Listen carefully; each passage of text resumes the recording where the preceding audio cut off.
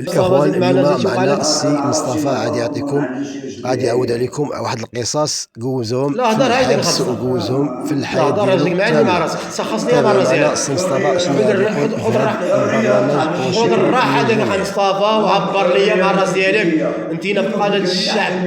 نعم عطينا مصطفى شي مشكل وقع لك في وسط الحبس داخل مع شي دراري هكا فيها شي حاجة تكون زوينة، شي حاجة ضربني بوليا ضربته لا ماشي قصة وين داخل؟ لا اسمع واحد كيقول في القصبة كيسكن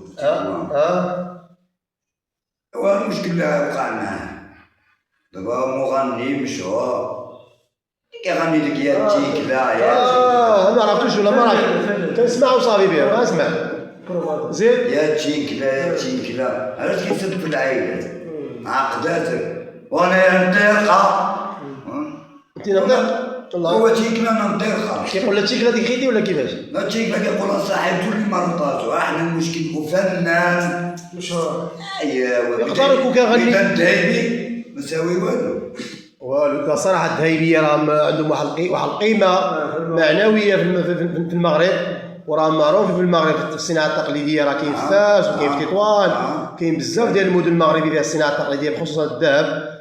وانت منهم اخا مصطفى الواحد منهم مصطفى. المغاربة ما عمرها سنة واليهودي والله ما يعادي يهودي يخدم الذهب والتشرا وما يعلم من صناعة الذهب. هذه المغاربة عندهم الذهب. خا مصطفى دابا صناعة الذهب فوقاش تعلمتينا خا مصطفى بالضبط؟ ايوا كانت عندي ديك الوقت دابا 46 55 كانت عمري شي 16 عام. 16 عام تعلمتي الصناعة ديال الذهب. وفين كان عندك المحل اخا مصطفى بالضبط؟ تربية الجوزة خدام الدائرة 10 خدام ديك اللي كيحكموا بالحكام. المهم هذه ما علينا في تطوان بالضبط. تربية هذيك الجوزة في تطوان في المطامر فين كاين خبيزات 3 دراهم وفارديكو 3 دراهم. عندك الحق اخي يا سبيلة. المشكلة الكوميسارية خدامني انا كان من شغلي كان كيجيو يدوني القيصرية من الحانوت ديالي داوني 3 النوبات. كنتي كدير الشغل في وسط القيصرية ولا شنو؟ كان بيعوا شركة الذهب كنخدم شنو؟ زعما بحالي حتينا شباب بيرو اولا جيت خرج الكوميسارية. شحال كنتو اخا مصطفى نقول لك شحال في الارباح كنتو كتدخلوا من الخدمه ديال الذهب ديال الصناعه التقليديه ديال الذهب في التربيه ديال الجوزه؟ الارباح اللي كنت كندخل داك الشيء الارباح اللي كنت كندخل هي ملي كنسرق شي كوشه الذهب كنت كنشريها باطل. كنت كتشري الذهب باطل اخا مصطفى؟ عطينا القصص على شحال الذهب في تطوان كيفاش؟ دابا انت سرقتي يماك وجيتي لقف هذا الذهب غنشريها من الباطل. هذا هو الربح اللي كنا كنربحو. هذاك هو الربح اللي في الصناعه. سرقتي يماك خاتومه كنشريها انايا كتمر 50,000 كنعطيك 50 درهم. نص بالنص. وجاو صاحبك وجاو اعتقلوك ياك؟